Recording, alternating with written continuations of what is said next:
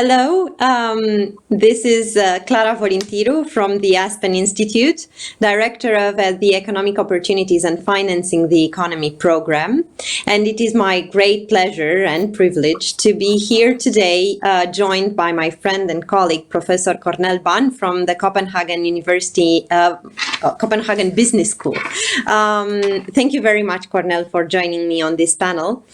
And what we intend to do for half an hour is to present our pilot project that we are running with the Aspen Institute, the German Marshall Fund, and the Bucharest Academy of Economic Studies, where I work. It is a project related to resilience. Resilience is the buzzword that's on everybody's mind nowadays. And what we intended to do with this pilot project is to develop a comprehensive set of indicators to measure resilience at various levels.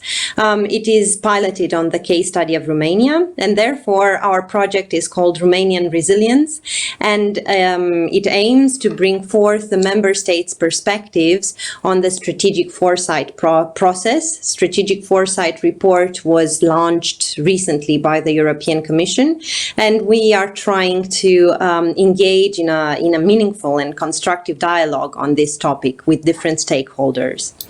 Today's project is in line with a long series of initiatives by the Aspen Institute over the course of the past 3 years.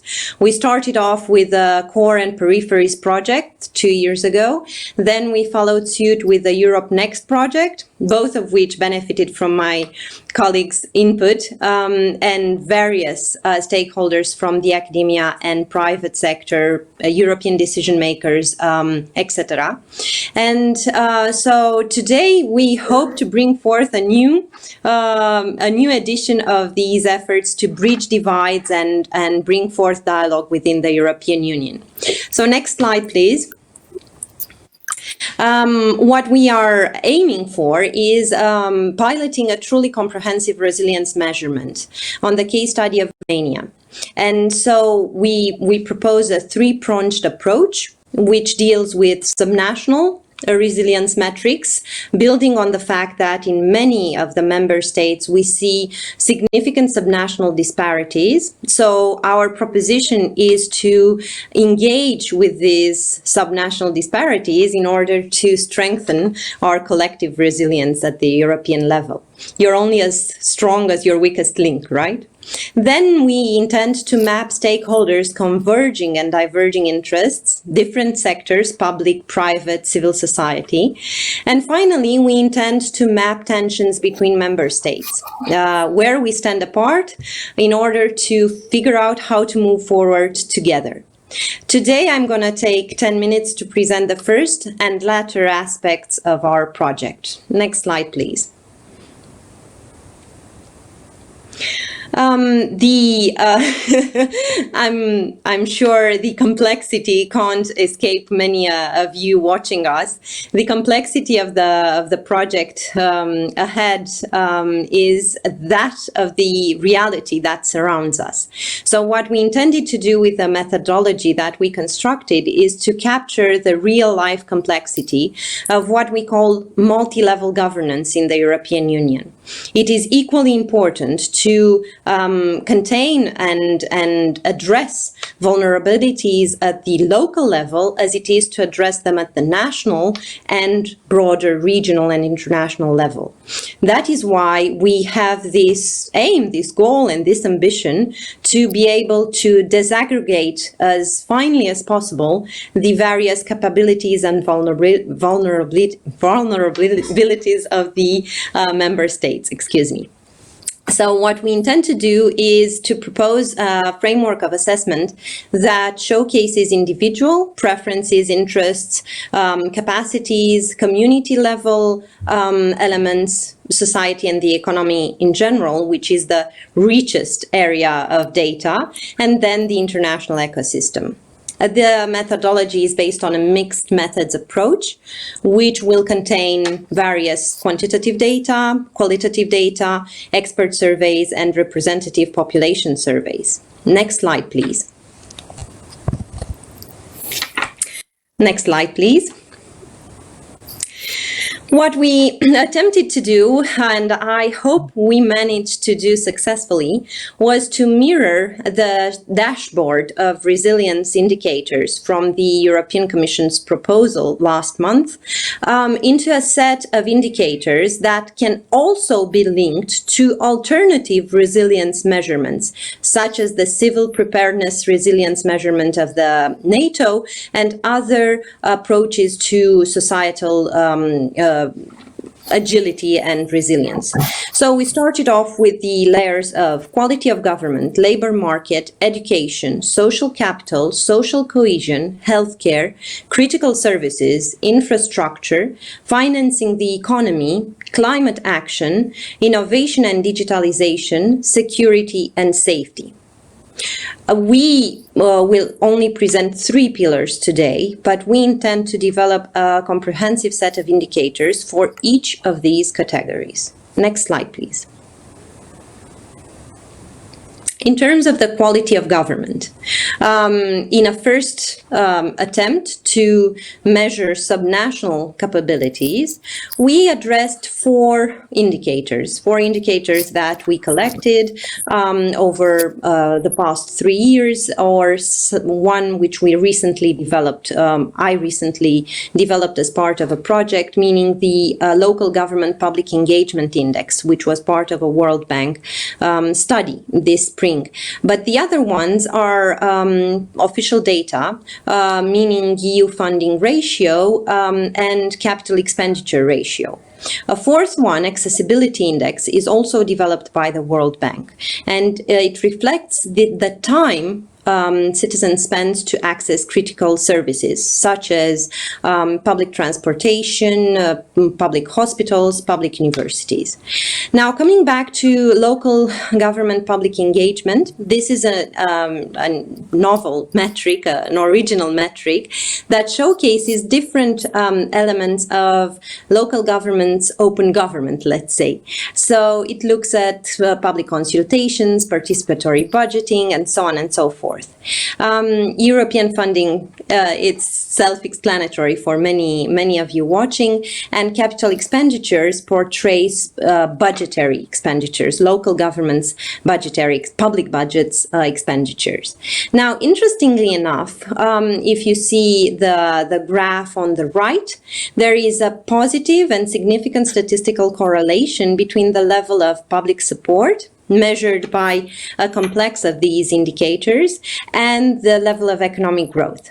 So what our data showcases is the extent, which is again showcased in the literature already in numerous studies, the extent to which the capabilities of the local governments impact positively on economic growth and development at the local level. Now, in terms of each of the cities, county residences in Romania, as we call them, these are showcased in green when they have a good score, showcased in yellow or red when they have a lower to poor score. And also we try to measure change across time, across the past years. So in green, the ones that have recorded an increase along these indicators, and in red, those that recorded a decrease. Next slide, please. Another pillar we can address today is that of financing the economy. What we did was to capture 2 indicators. For now, the project is at the very beginning, so we are planning to develop our set of indicators even further. But for now, we wanted to showcase the local crediting level and the FDI levels at the city, county, residence level. Now, these are part of another Aspen Institute study that we've implemented for the past 3 years, which is the Local Business Environment Index. And we are measuring through this Local Business Environment Index, we are measuring different elements that capture economic growth and financialization at the level of cities in Romania, main municipalities. In green, again, the best performers. Unsurprisingly, it's the capital city, as is usually the case. But there are other cities that have recorded important growth in terms of capitalization, which are some of the secondary cities that have recorded some of the largest economic growth in the past years. Cities like Cluj, Timișoara, Alba Iulia. Next slide, please.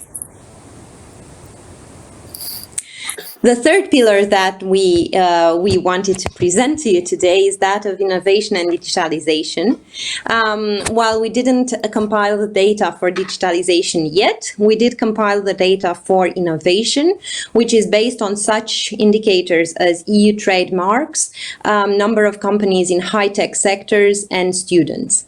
And once again, as before, we have the benchmark, the champions in the upper right corner, where we have the top performers in each category.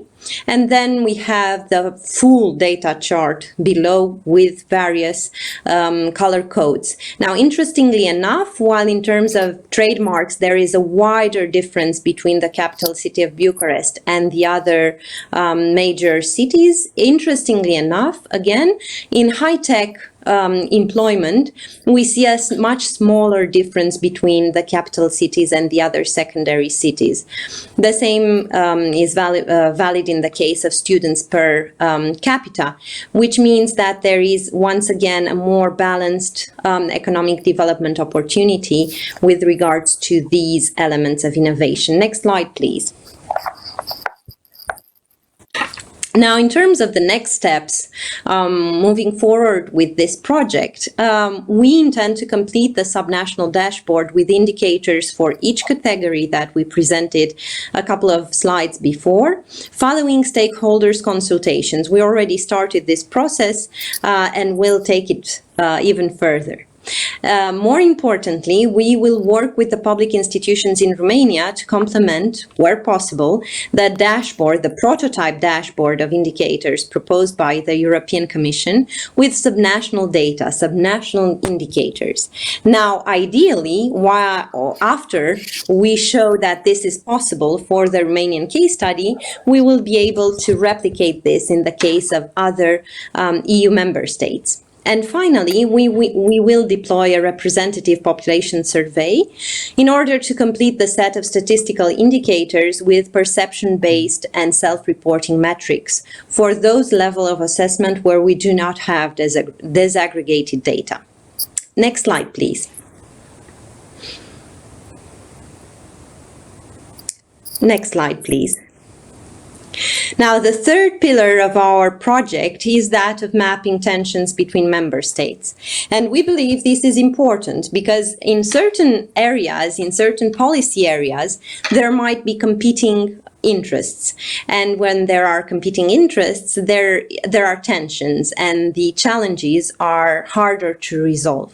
So what we plan to do with this part of our project is to map those areas where there might be tensions between member states and figure out what drives those tensions. So, for example, we showcase here today 3 policy areas where there is a East-West divide, as one might call it, in terms of voting patterns in the European Parliament. The data is generously provided by our friend Doro Francescu from Vote Watch Institute in Brussels. And so we have these 3 areas: progressive environmental policy, further economic integration, and the commitment to the transatlantic partnership. And in each of these policy areas, we did see in the European Parliament, let's say, a grouping of countries in the East as opposed to countries in the West. In the case of progressive environmental policies, countries in Central and Eastern Europe were much more inclined to oppose tougher goals, tougher objectives than countries in Western and Northern Europe. In terms of further economic integration, with the exception of Hungary, countries in Central and Eastern Europe again were generally in favor of moving forward, while countries in the West and Southern Europe were more reticent to certain measures. And finally, in terms of the commitment, unconditional commitment commitment to the transatlantic partnership, once again, the bloc of countries from Central and Eastern Europe were fervently in favor. Now, what drives these differences? Next slide, please. We looked at some of the economic data behind them, which is some of the data that's reflected in the strategic forecast indicators. And for example, in terms of the energy transition initiatives at the subnational level, measured by the Covenant of Mayors, which is a way of taking on 2030 strategic energy transition goals by local public administrations. And the indicator measures the population covered by such initiatives. And then again, you can see that in Central and Eastern Europe, there is a much lower level of commitment at the subnational level. Economic growth, competitiveness, all are still differentiated between East and West in the European Union, and these might inform their position, their policy position towards certain integration options. And finally, the impact of European funding on development and public investment is very high in Central and Eastern Europe, in terms of the budgetary share ratio of European funding compared to Western and Southern Europe. These are some of the data that we're trying to compile in order to explain better the divisions or apparent divisions. And we believe this approach will help us guide the collective effort of moving forward in a coordinated, consolidated, and well-informed manner. Now, next slide, please. I believe our presentation has come to an end. If there are any questions during this panel or separately, feel free to contact me or my colleagues in this project. I would like to give the floor to Professor Ban with my thanks once again for his participation today. Thank you, Clara. I have about 7 minutes, so I will try to be as concise as possible. So first, let me say congratulations for producing a 10-piston engine that explains many outcomes, and for the very granular unbundling of this kind of subnational dynamics. I think it's the kind of work that the Strategic Foresight Initiative needs. That's very granular and evidence-based. I think it also, you have spotted a very important flaw in the work on multi-level governance, in the sense of the subnational aspect being underdeveloped and often with broad sweeping strokes. You're doing exactly the opposite, so that's wonderful. Now, in terms of the substance of it, I think that it is a bit, my reflection on the overall findings is that while we had a sort of gut feeling about, and often some anecdotal evidence of incredibly wide regional differences within the member states, now we see exactly how it plays out alongside very specific variables. So it is quite striking, for example, the kind of digital inequality between various counties in the country, the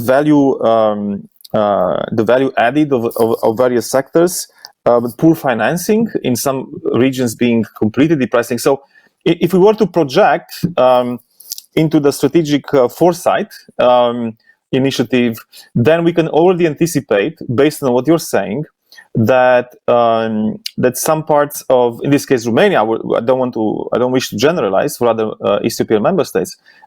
Some parts of Romania will have the Mezzogiorno problem in about 10 years, especially once wage competitiveness plateaus as a source of attractiveness for investment.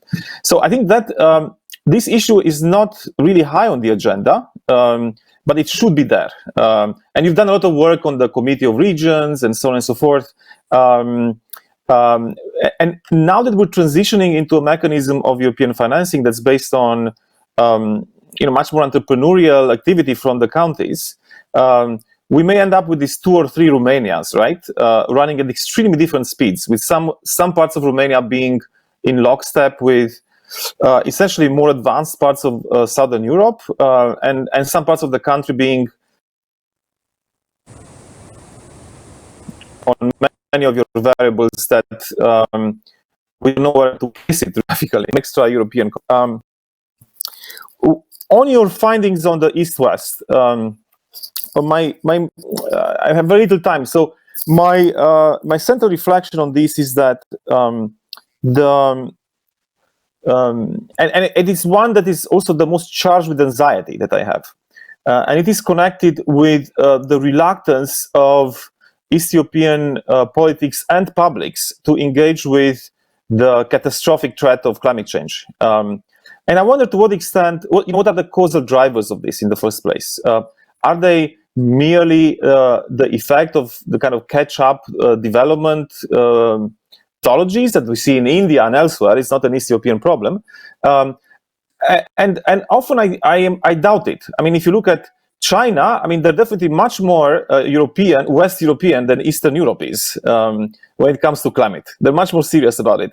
So what explains this developmental gap? Because adaptation to climate change and, at least trying to avert it is a critical aspect of development. It's a critical aspect of capacity and of being able to cope in 10 years with extreme weather events, and declines in productivity and desertification and so on and so forth. Even as, if you look at the map of East European cities in terms of carbon emissions, there is an East-West divide that's very, very clear. There is the old Cold War border of urban pollution is there. So we haven't really moved on very much, haven't we, since the 90s. So even though carbon emissions dropped significantly in Eastern Europe, at the national level, they have increased in cities where most of the population is going to move anyway. So I think this, paradoxically, even as the EU has been throwing unprecedented amounts of money and intelligence and expertise at this problem, it is frustrating to see this divide persisting. And I wonder what specifically could be done. Why is it that Romania is not all that different from Poland and the Czech Republic when it comes to this kind of reluctance to engage with something that's going to be not just increasing the death toll and health problems, but from a purely economic perspective, it's not good to be behind the curve in environmental technology, energy transition, and so on and so forth. We see these very depressing policy initiatives in the European Parliament coming from East European MPs that aim to lock in energy technologies that will be very difficult to unwind in the next 30 years because there'll be a lot of sunk costs and a lot of people will have invested money in them. So rolling those back will be politically complicated and an increasing, festering source of tension across the East-West divide, as if we don't have enough sources of tension. Yeah, let's add another one. Yeah, more gas, more persistence of coal.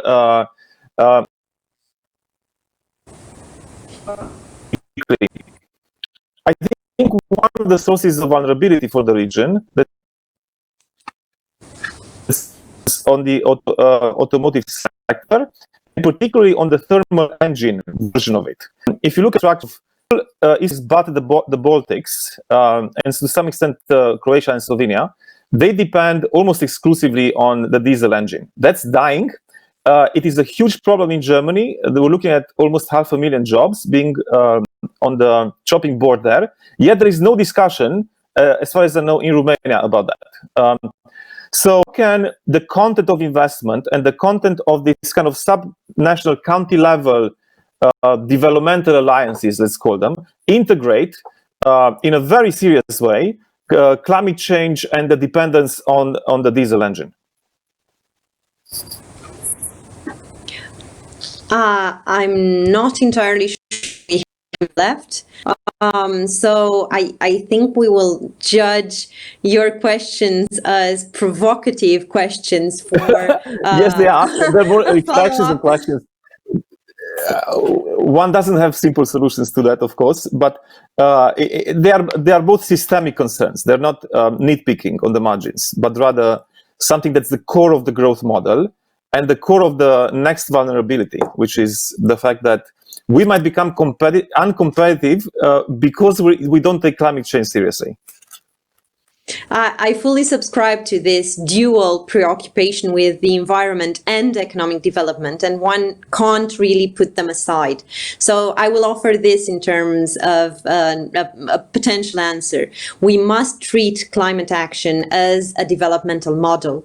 And as you said, we can't afford to be left behind the curve. Yeah. And I think there are some encouraging initiatives in Central and Eastern Europe with the Pact of Free Cities. Yeah. So capital cities that are really stepping up to take the lead in reforming their urban and economic models, and I think there is. And also some of the, if I may, some of the secondary cities that you identify.